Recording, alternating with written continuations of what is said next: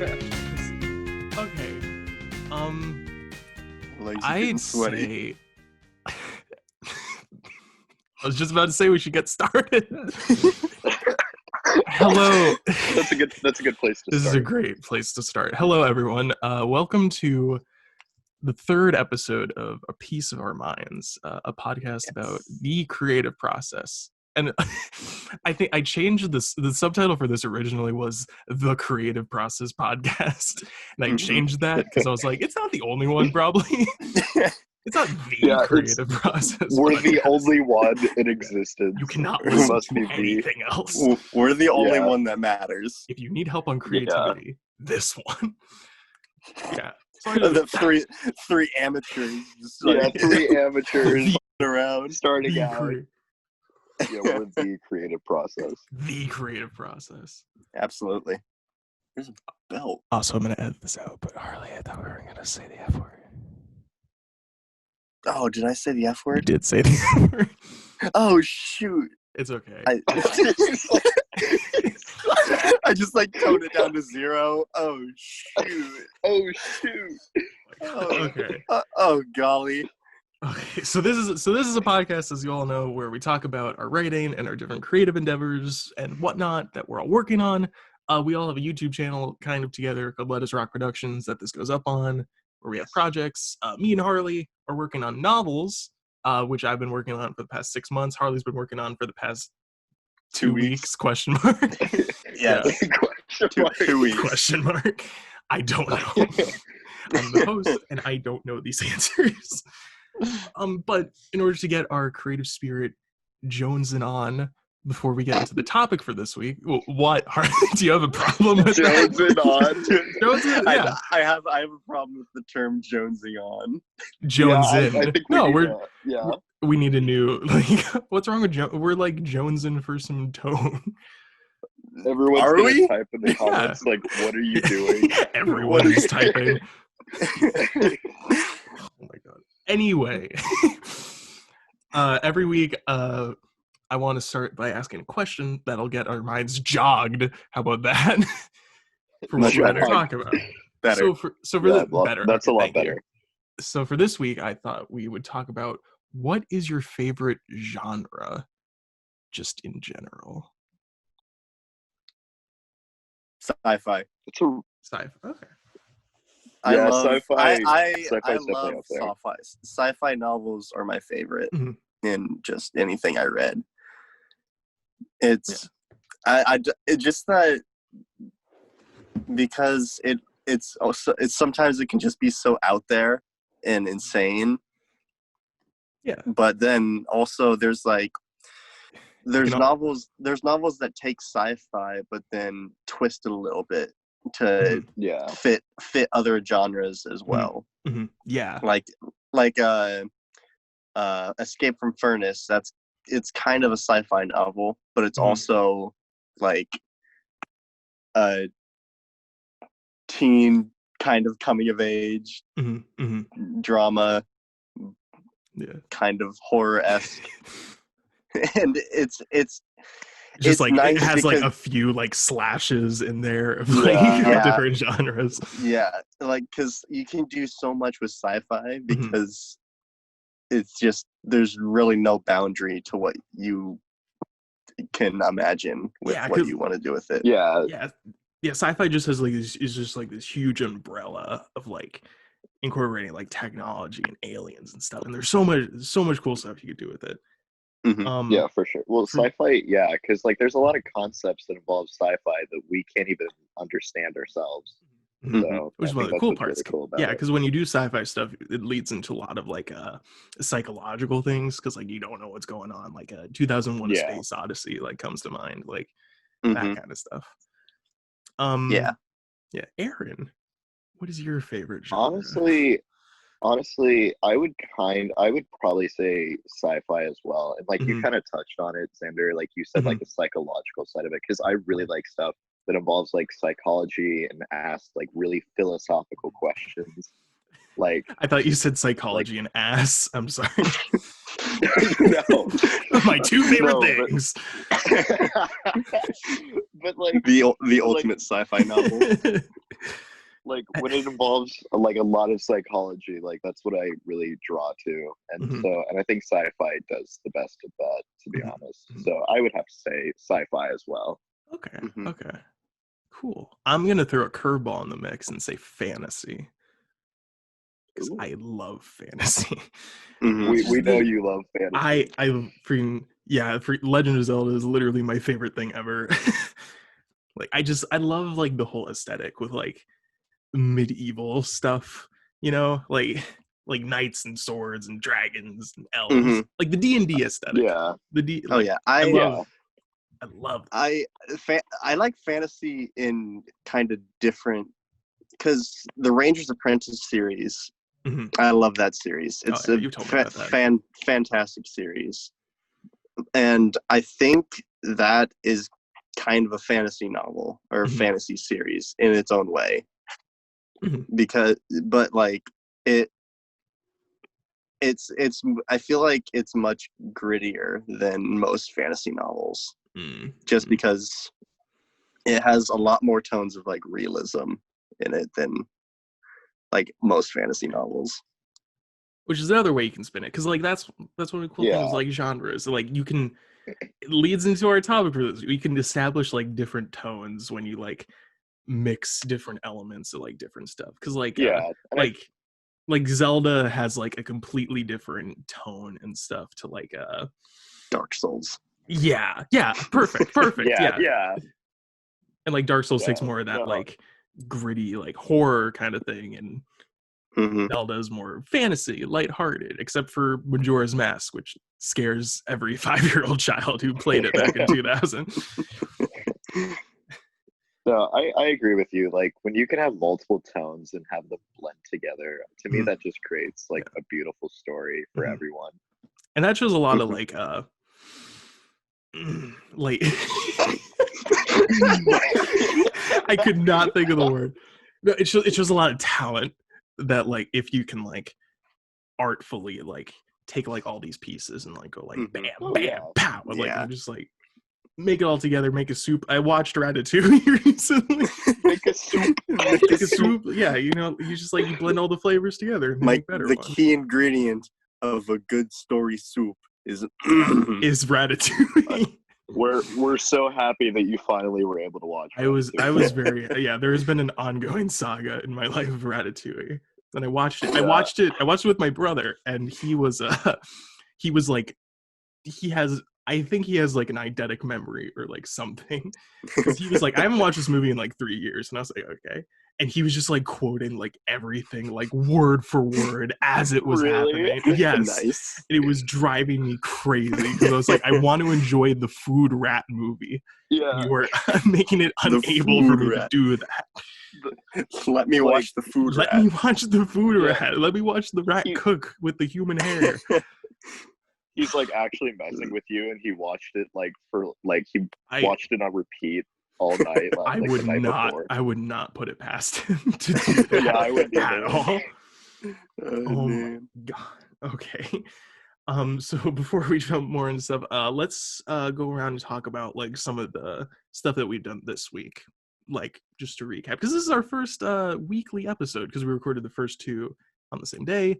Now it's weekly. Yeah. So this is gonna be the current like whatever formula for the podcast, but like Okay, so what I have done this week in terms of like creating is, so there's an ongoing series on our YouTube channel about a rap alter ego of me called Fat Zander, and I am currently in the process, along with Harley and Aaron, like helping me with this, to plan the 3rd like official installment of this series, which I'm very excited about. And this week I finally sat down and like plotted out like the 5 act structure of the entire thing, which I'm very excited about. And I tweaked it a little bit already, but I think it's going to some really cool places. And also wrote, and always like in my writing, I got to a point where I was like, I'm gearing up a little bit to like what like all the characters are like thinking is like the final conflict, but like, you know, it's not gonna, like they're all like, this is gonna solve every single problem, but you know it's not. Like, like just because like it's not anywhere near the end of the story. No. There's still a lot to be done. Yeah, you're like, oh, this is only like 100-page into like this however many page novel. This isn't going to be the end of it. So that's been really interesting to like see like unfold a little bit. Now I have a question for you. So like obviously you're writing your novel and then you're also writing the script. Like what's the difference in preparing for each of those? Like did you prepare differently for the script? Yes. Because when I'm writing scripts for any of the short films that I've done, they're a lot more planned beforehand. Because like the novel, like I don't know if this is gonna like go anywhere. Like I don't know if this is gonna be something I'm definitely gonna show it to people, and I have been showing it to people, but I don't know if it's like something that like I'm gonna like shove out to the wider world as like this is a coherent thing that I'm putting my stamp of approval on. Like it's more of just like a creative like exercise that I am proud of and working on. It's more like an outlet. Yeah. And so like I'm not, if it goes somewhere, I'll be happy. If it doesn't, I think I'm learning from it, which is great. Yeah. Which is what matters. Yeah. And that's like the whole thing with like, that's why I'm like forcing myself to do it like every day, just to help me with that. But yeah, so I have no planning for like where the novel's going, like a lot. But when I'm sitting down to write a script, which is going to be for like something that's like going to be bigger and like need a lot of like tweaking and stuff, that I put a lot of planning into before I sit down and actually start writing. And it helps that with like this Fat Zander video, like this is the third installment, so by now you pretty well have a solid storyline going, like where you want to go with it. I don't know about that. I think you give me too much credit. Well, through our conversations, it seems like you have a bit of a vision. That's I feel like I know more. Like I have. I get what you're. Sorry, it seems like you have a more understanding of like how you want each character to act and how to go through the story with them. I don't know exactly where the series is going or the saga. After writing this third one, I think I do, but beforehand, no. But I do. You're totally right. Like I do have a better grasp on the characters and everything. Which is super important for like writing sequels and stuff. I think that just depends. I think with that, it just depends on how long you work with the characters. Totally agree. Okay. Yeah. Well, that's enough out of me. What about you guys? What have you been working on? So, well, like I said before, I think we started this. I've been struggling to like actually write anything, but I have sat down 10 minutes a day and just thought about it at least, and thought about where these characters are going to go, and I have a page, almost 2 pages done, and so nice. I'm pretty proud of that, just because, and I think I still haven't quite gotten to the tone I want, but I feel like as I get deeper into the story, I'm going to be able to establish it a lot better. Because what I have now is kind of an interesting dynamic between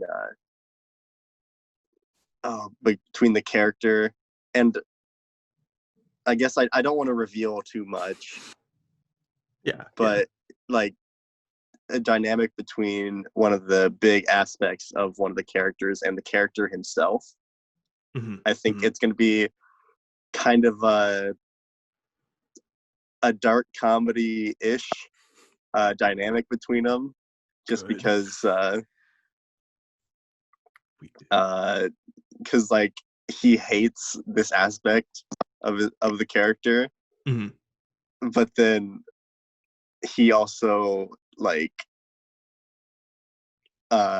he has to deal with it every day, and so now he's just used to it. And so like trying to catch the right tone between those two, I think is going to be kind of hard to do, because like I always love going to like that. I really draw from like my comedy side a lot, Mm-hmm. just in general, all the time, and like trying to tweak it a little bit, I think is going to be kind of hard for me, but I'm going to try to, just to get a more serious tone out of this. Mm-hmm. Mm-hmm. Yeah. No, Like based off of based off of what you've told me about your story, I think like a dark comedy aspect would be a really good tone for this story. Yeah. And I am tweaking some of the characters already. I am going to change some aspects of the story already, just because originally it was just going to be like one of those high schoolers story, but like I was like, do I really want that? One of those. Yeah, just like one of those stories where it's how just dare like, you? where it's just like, oh, it's just the kid in high school and now he has to go on an adventure. And I'm like, what if that has been done a lot. What if I change it just a little bit so it's just like a dude living at home with his dad? And he has to, and he just gets thrown into the mix of this just on accident. Like, is he still a teenager? Or just like, I think he's still a teenager. He's gonna be, or is he like a 25-year-old man like living in his dad's basement? That would be so funny. That would be really funny. But I think I'm gonna make him like. That would be such a like 30. Fun. Oh my! That would be such a fun like parody of like teen like fantasy novels. Yeah, teen fantasy. Of like this 30-year-old man, like the plot of like one of those, but like it's a 30-year-old man just like No, I think his parents and he needs to learn responsibility. I think I'm gonna make him. I think I'm gonna make him just a little. I'm gonna make him a little older than I am. I'm gonna make him like 21 or like 20 or something. Okay, that's so like not like fun. Yeah, because like. Make him 21 so he can drink. Yeah, make him so 21 you have that window open for yourself. Yeah, you have a good opportunity here. That could be a good plot point. He's just got this massive drinking problem. Yeah. No, that could be a good plot point. Mm-hmm. Yeah, and that is great. I feel like now would be a good time to mention to the listeners, drink responsibly, please. Yes, please. It's also a good time to remind the listeners that we are all not 21 years old. We are not 21. Yes. We're just very supportive of those who are. Yeah.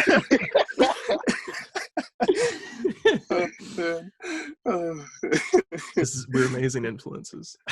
Yeah. No, but that goes. It is great to like figure out like if you don't have anything planned, like figure out like kind of like what kind of themes and tones. Because like when I made the character in my notes, I was like, I don't really have anything but his personality in set. Mm-hmm. And so I can just take this personality and put it wherever I want. Mm-hmm. Mm-hmm. Yeah. Be that a 30-year-old man in his dad's basement, a 20-year-old, a 21-year-old with just like a massive drinking problem, or a high school sophomore. Yeah, and like mixing that kind of stuff, like it makes it so fun. It's so much fun. Okay. Well, and I feel like where you're at right now with your story, like, I mean, like you said, you wanted to go with like a dark comedy tone, but I feel like the point that you're at right now, like you could like add other tones to it to just make it so crazy and entertaining. Yeah. And I'm already excited for the dynamic between the main character and his dad, because like his dad's like trying to be supportive of everything he does, but like obviously this kid has massive problems. And so like just make the dad like really wholesome. I feel. Oh, I am. Yeah, I'm going to. I would love that.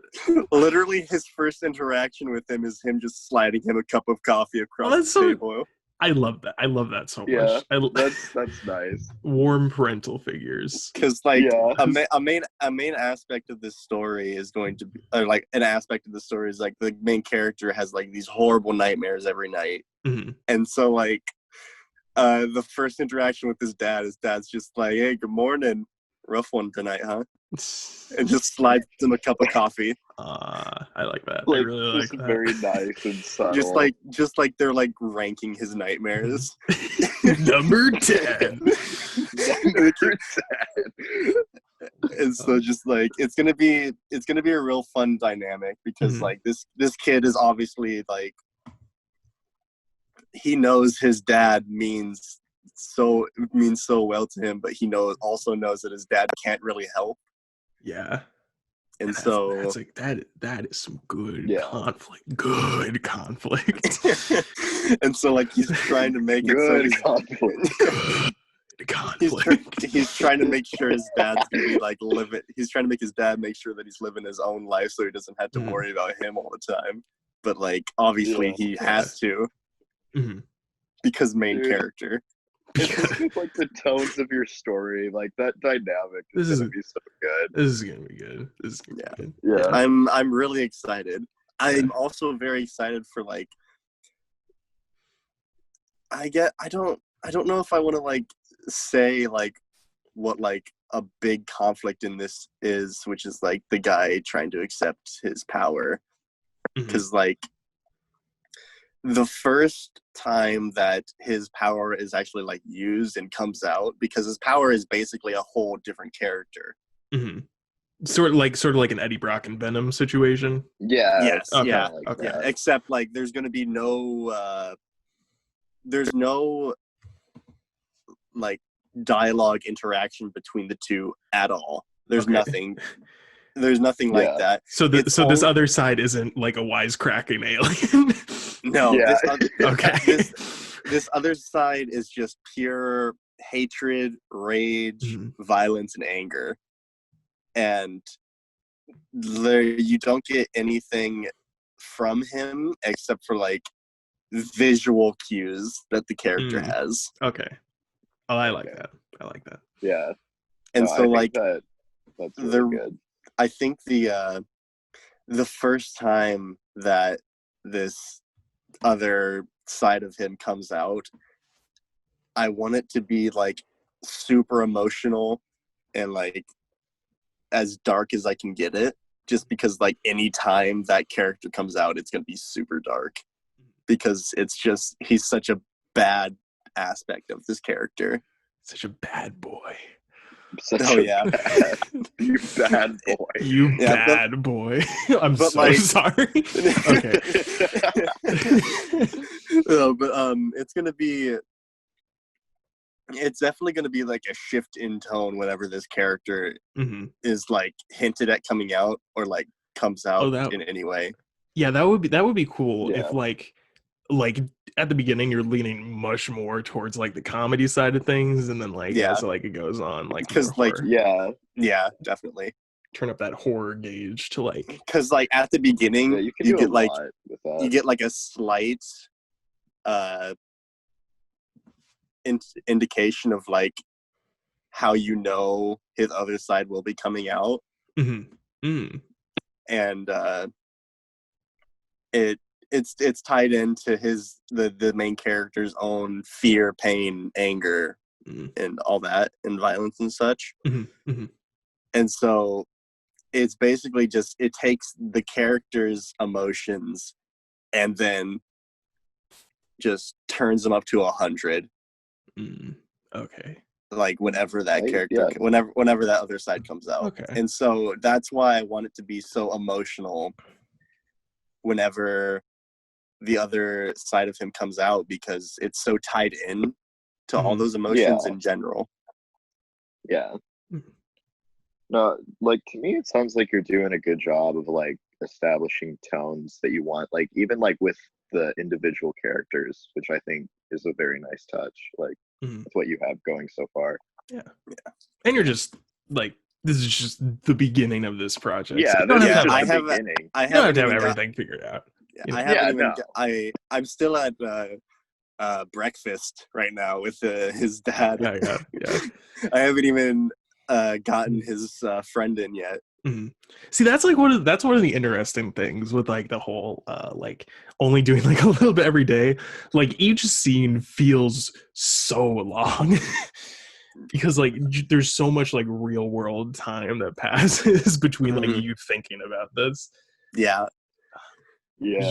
Which has led me but to like originally, because this friend was originally just gonna be like a friend from school, but since I've changed it to he's just like a 21-year-old living with his dad, I'm gonna have to figure out what he's gonna be. Change that dynamic a little bit. Because like instead of his friend being like the popular kid in school, his friend's gonna have to be like a coworker or just like a friend that goes to a college or something. I mean, his friends still could be like the popular kid in school. Like he's this younger, I guess he could be like kid. He's like a senior in high school, and like that they knew each other for like ever, and he just like still like checks up on him maybe. That would be it. Like I just picture like just this 21-year-old man living in his basement. This kid like comes up with like backwards flat bill, like on a skateboard, like all just like like this super cool kid from high school just rolls he's up. Just this like super cool I just guy. really enjoy this. This is a picture. Like there are a lot of different dynamics I can go between these characters and like which and who's who. Yeah, and I think that's really good that you have like that opportunity to go in different directions with your story. So yeah, definitely. Yeah, well, thanks for sharing all that, Harley. Yeah, sounds good. Yeah, it's a good hint at what this story is gonna go at. And we can definitely like in future episodes we can dive into like so much more of that. Oh yeah. Which is awesome. I can dive into the individual characters and plot and such. Yeah. All right, Mr. Aaron. Yes. Do you have any? What have you been up to? What have you been up to? So actually, like the past couple of days, for some reason, like these YouTube videos were popping up about like villains in particular, and like I was like, okay, it was like basically like how to create a good villain, and the villain that they really focused on was Joker from The Dark Knight. Of course, like and the villain, the villain, the creative process podcast. It was talking about like what made him such a good villain, like because like with Joker in particular, normally when we see a villain, they typically have more assets and more power than the superhero. But in the Dark Knight film, Joker does not have that like at all. And so, and like also a villain always has a motive. Joker didn't have really any motives or anything. Like he was just going about his life essentially. And so some men basically just want to watch the world burn. Yeah, exactly. Like they talked about that, like that one line that Alfred has, and it's like, oh my gosh, like yeah, he really just wants to watch the world burn. So like I thought it was so cool because everyone gravitates towards Heath Ledger's Joker and like how he played that role and everything, and so it really focused on why everyone did, and I thought it was super interesting to see that dynamic. And like I mean also like there's the influence of like the camera angles and everything and like the dialogue with the character, but like that aspect of like this specific character and his morals is what made it so popular. And I thought that was really cool. That is cool. So yeah, no, I would say that's what I've been focusing on, like what makes a bad guy or what makes a good villain in a film. That is like, because you definitely need like that strong dynamic, like if you're gonna have like this big antagonist like in the story, like, you need to make sure that like they're getting their point across, and that like it seems like the best villains, like their idea is like relatable and you understand why they're doing it. Yeah, they talked about that. Like he was relatable. Well, and they also mentioned that one thing that helped is like this is like one of the few times where the villain is smarter than the superhero. Because like in The Dark Knight, the Joker's always one step ahead. Like he's clearly the smarter person. And so like people are like, oh my gosh, you're almost there. Like, but he's smarter than you. So it's kind of cool. You got this. Like, keep going. Yeah. You get that Rachel feeling and everything. Yeah. Oh man. Yeah.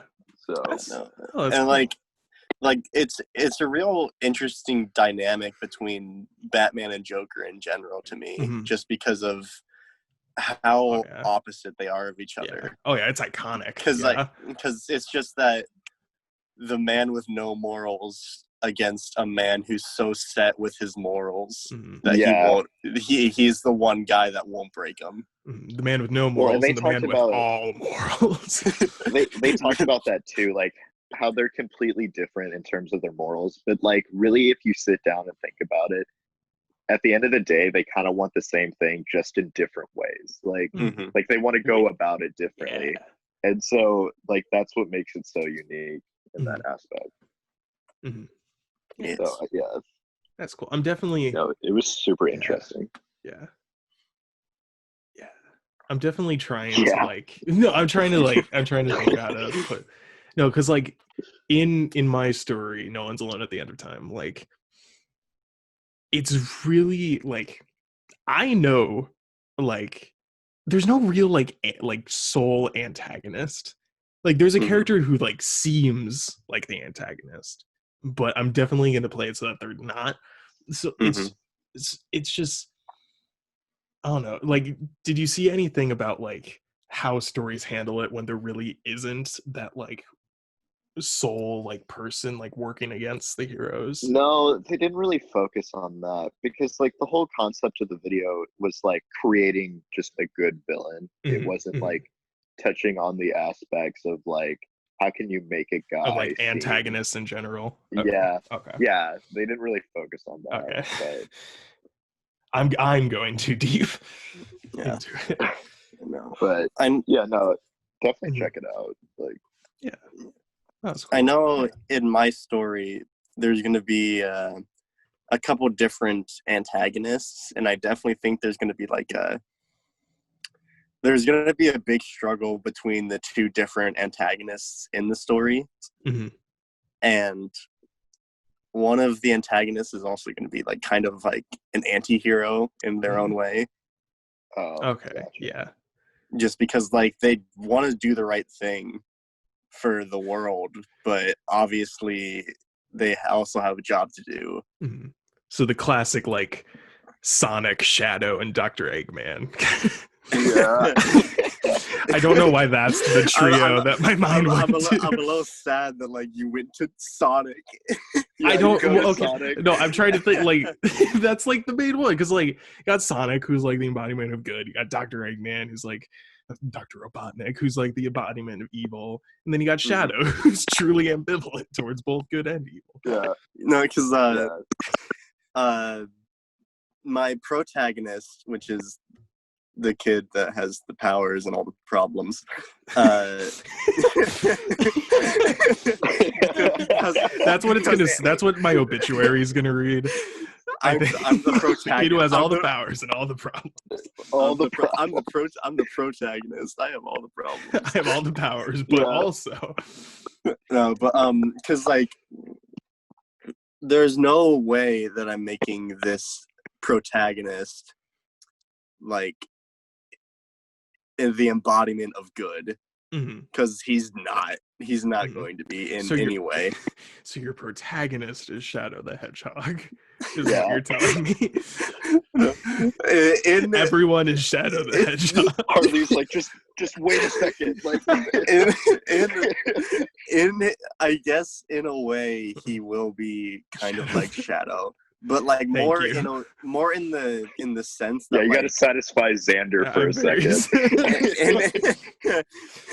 In a sense where he will do anything to survive, and so like he will take a dark path in order to keep his friends and family safe, like Anakin Skywalker or Shadow the Hedgehog. The only difference. Can we just say Anakin Skywalker? Like, can we no, I feel like Anakin Skywalker is Shadow the Hedgehog. See, Anakin Skywalker. The thing about him is that he had like a complete character arc. Shadow the Hedgehog's like soul-defining thing is that he's a bad boy who doesn't play by anyone's rules. Like Anakin Skywalker has like moments of both. But Shadow is defined by it. Well, Anakin Skywalker is just like a transformation, like Yeah. it's all character development. I don't know why I got so defensive. Of Shadow? Yeah. About Shadow the Hedgehog. I think it's So because he's you a good just character. wanted Harley to concede to the fact that it was Shadow the Hedgehog. Well, because it Like, reminded me. that's all you wanted. Well, because the dynamic, I was trying to think of like what I was literally sitting here trying to think of any other dynamic that reminded me And of. you just couldn't? I could not. I was like, You're that, just that is Sonic Shadow and Eggman, 100%. Oh my god! Anyone who like hasn't played like any Sonic games is just like, what the hell are you talking about? They're like, what's going on? They're like, he's spot on. They're like, I can't believe it. Oh my god! This guy's on to something. Like, I'm subscribed. Consider me a listener. Some dude is just gonna be like here, and he's just like, I know you're here, Zander. Where's my goddamn Shadow the Hedgehog content? Where's my Yeah. I demand my emo, edgy hedgehog boy. Where's my Shadow the Hedgehog content? My good edgy boy, but not Zuko. Okay, no, it's like, okay, it's Aang, Zuko, and the Fire Lord. How about that? There we go. It's Aang, Zuko, and the Fair Fire enough. Lord. Okay. Fair enough. Yeah. Zuko is basically Shadow the Hedgehog. Like, Shadow the Hedgehog's his persona. Like, can we just be real here? I don't like the way. I think I'm with you on this one. I feel like. Oh, man. Please email us at lettusrockstudios@gmail.com if you're interested. It's so funny. Weighing your thoughts on this debate. We're supposed to be talking about toads. No, we are talking about because Sonic the Hedgehog. We're talking about Shadow the Hedgehog. No, because there's something that like how I want to do it is like every character has their own individual tone that just gets mixed into the story. Like Sonic the Hedgehog. No, it's true. Like Sonic and Tails and Amy, they all have like that's true. Things. Yeah, they all have different things. Like do not give me crap for this. I have a point. He's got a point. You have a point. The only downside is that it's based on the Sonic. Yeah, Sonic it's based on I Sonic the Hedgehog. I consider it an upside. Did you see this? They just greenlit the sequel to the Sonic the Hedgehog. Yes. Yeah, which I am very excited about because my favorite part of the Sonic movie was Tails. Tails. That was my favorite part. I have not seen it. What if they bring in? It was good. What if Tails has to go and get Knuckles? I would be so happy if Knuckles. I want them to make it. One. I want them to make it PG-13 and Knuckles is the one that's with Shadow. Knuckles is the one. That's, no, but it was. I told you guys this story. So it came out on Valentine's Day, and me and like 20 of my friends, like, they had to put a sign at the like ticket booth that said limited seating for the showing of Sonic the Hedgehog at like 9:15 on Valentine's Day because we bought half the theater. It was amazing. That's a power move. It was the proudest I have ever been. Because we were like, oh, there's limited seating. And they're like, yeah, like a bunch of people like bought it. Like what? Like my friend, one of my friends like bought all the tickets, and he was like, yeah, like one guy bought like a bunch of tickets, and we're like, oh, that might be us. Oops. Anyway, that's so cool. Like to say that you've done that, like you've basically taken up the entire theater. Like, oh, Zander, what did you like? Imagine I have a date next Valentine's Day. Like, just imagine. Saying, what'd you do last time? Yeah, it was like, oh, like, what'd you do last time Valentine's Day? It's like, oh, we sold out a movie theater for Sonic the Hedgehog. Yeah, she's just there was no girls. It was just no. There was girls. There was women present. You sly dog. You sly dog. Oh my god. But that really. Last time it was kaiju, and this time it's Sonic the Hedgehog. Well, I had to we be gotta quiet. check. We gotta check off a box. We have to check off a box every episode of just like what we talk what the about. random tangent is. Hey, I didn't bring up the kaiju thing. I would like to remind you. That's true. That was me. I wasn't blaming you. I was just saying in general that's what we talked about.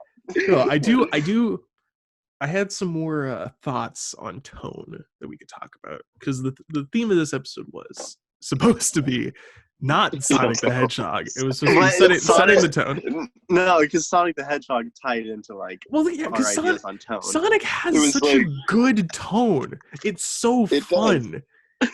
Can we get to the question? Okay, no, it was a few topics like what sorts of tones do you usually find yourself leaning towards? Like, if you're just sitting down to write something, no matter what it is, what do you feel like the vibe you give off with your voice? Like, what tone do you kind of default to, I guess? Oh man. It's personally, I find every character that I write turning into a sarcastic snob at some point. And I don't even mean to. I'm not trying to make every character like that. But it's just the tone that I write with lends very well to comedy and describing things funnily. I know, when I've ever written something, I definitely think the tone I go with is naturally a darker tone, but it seems like the narrator or the character, they are trying to make this dark tone a little bit lighter in some lighthearted comedy, but they also have so much. There's always all this dark comedy that I use in it. And so it's definitely a darker tone, but the characters try to bring some light into it. Yeah. I would say I kind of agree. I mean, I don't like really dark characters, but I would say I like characters that are full of love. And even though they may be in a bad place, they throughout the story, they uplift themselves in certain ways. They interact with the characters. Yeah, Okay. They at least try to help. Yeah, I like characters who definitely keep an open mind and have a nice heart to them. Yeah, warm-hearted characters are always yeah. I was about to say Sonic the Hedgehog, but I'm gonna cut myself off. I am going to not bring that up. Yeah, I guess the last question that I could have about tone would be what kind of we kind of touched on this a little bit, but what sorts of elements do you think you're going to introduce to help establish the tone later on? So in my story, the tone I'm really going for is hardcore sci-fi fantasy, but with some psychological mind-bendy stuff. So one of the main things that I've incorporated into the story is the fact that time is just breaking around everyone, and it's they're calling it anomalies in the universe. They're saying so basically the way that things work is that there's this dimension called the continuum that controls the flow of everything in the universe, and it exists right underneath our reality. And so that's starting to fracture, and it's causing these anomalies, and it's causing all of these timelines to confuse each other, essentially. So that's lending really well to adding this tone of not being completely sure of what's going on. And it's just I don't know, I think there's a lot of really cool elements you can add to a story that just lend super well to do a comic relief. If you want a comedy thing, you're gonna add a comic relief that. Yeah, for sure. Yeah I want it to be fantasy, which is a genre, not a tone, now that I say that. No, so I had a bunch of swords and stuff, Yeah because fantasy, I think fantasy in general usually has a more lighthearted tone. Yeah, they do, unless it's for sure Dark Souls, but even stuff like Lord of the Rings has darker stuff sometime, but it's it usually it's pretty light. So are there any were you having any thoughts on elements like that that you could introduce that the element itself lends super well to the tone? Well, like I said with my dad character, he's definitely going to be like super wholesome and friendly and like tries to do the best for his son the entire time, because it's gonna be a big struggle for him like during the story. So he's gonna be struggling to like try and support his son even though all these horrible things are happening. I think that's really good because, like, you know, like everyone wants their dad to be like that, like super supportive and like trying to be there for you. And I think that's a really good element in tone. And I really wanted to establish that really soon in the story, just so it was there for when I want it to be there when much darker tones start coming in with this other character. Yeah. And so like it's gonna have that dark tone, but it's also gonna have these just streaks of lightheartedness because of this dad character, and his friend I think is gonna be not as wholesome. He's not gonna be very wholesome, but he's gonna be lighthearted and goofy in his own way. Yeah, that'll be good. That like add some like brevity and everything. Yeah, for sure. He's gonna be this uppity, happy character, and then the dynamic between him and this guy's just super down to earth, and he's also just like upset and sad, and he just has all these issues that he's trying to deal with. And so like the dynamic between all three of these characters is like the friend and the dad are going to be trying to help this guy the entire time in their own ways. And so it's going to help it's going to uplift this dark tone. I don't want to do it too much because I definitely want to keep a darker tone with the story. But I want to do it just enough just so people can still like say like, oh, there's still hope for this character throughout the story. You got to give them that sense of hope for sure. Yeah, because that'll be that's what keeps people like engaged, is like that sense of like, oh, things are gonna go well. Maybe they will, maybe not. Because like people are gonna want to know like how, like what happens, like and everything. Because like this main character is gonna keep like taking hits, and he's just gonna keep falling darker and darker. But his dad and his friend are gonna try and be there to like bring him some light into his life so that he doesn't fall too far into the dark. And I really want that sense of hope in the story where people will still be like, okay, this character is not lost. Not yet, at least. Like Anakin Skywalker. I'll admit. That sounds more like Anakin Skywalker than like Shadow the Hedgehog. Although I do enjoy Shadow the Hedgehog more. Well, I think that was a good conversation about tone. Hopefully, we've said something interesting. Hopefully, I think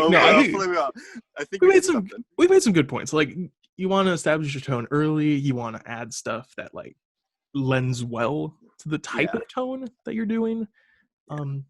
You just want to figure that out and like blend and stuff. I definitely think my story is like a big dynamic between tones. Mine is more, it's not like super, there's some dark stuff in it. For the most part, it's like kind of like medium well. Like like I definitely see some like medium, like you don't like from medium well, like you don't like order it, you don't really want it that way, you just kind of like, oh, it's like this. I definitely from the parts that I've read from what you sent me, there are definitely some grittier parts to your story that I actually found pretty interesting.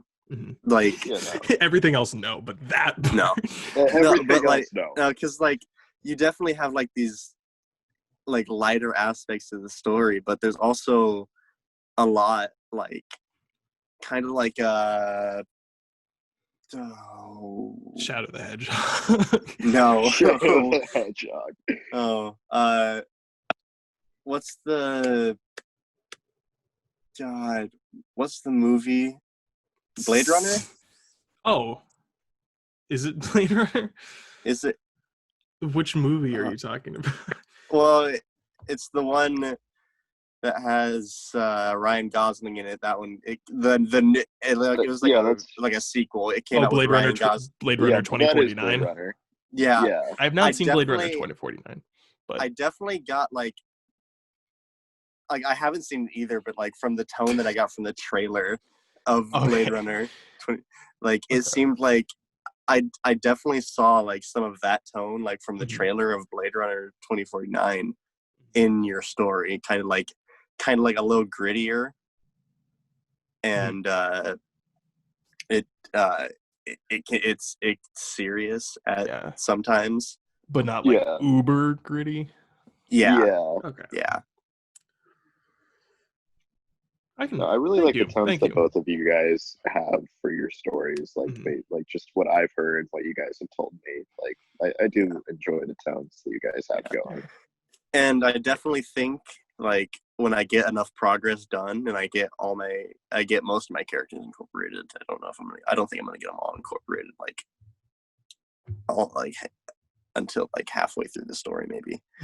Just because like there's gonna be like groups of characters and such, and they're gonna play like not like a huge role, but like a medium role in the story. I definitely think I want to send you guys like a sample of my story. When I get like some ways into it. Absolutely. Totally. Well, cool. I think that's awesome. I think we're in super good place. Of course, this has been I guess we never introduced ourselves at the beginning. Jeez. I'm Zander. This is Aaron and Harley. Yes. And this has been the third episode of A Piece of Our Minds. Yes. Thank you all for listening. Wait. Can I say our tagline? Let me plug a few things first. No, okay. Follow us on Instagram and Twitter. They should be somewhere. They're going to be like either on Anchor. This podcast is available on Spotify, Anchor, Google Podcasts, iTunes, YouTube. Check out my YouTube channel, Let Us Rock Productions. It'd be great. Love some support there. We got a lot more cool stuff we're working on. We got a really proud of it. I'm excited. I'm very excited. Yes. I say that every week, but I'm excited. Yes. It's going to be fun. I love all of you very dearly in a platonic way. Harley. Yes. Thank you, everyone, for letting us give you a piece of our minds. Yay. That is the perfect ending for this podcast. Except for bringing up Shadow the Hedgehog one final time. No. Yes. No.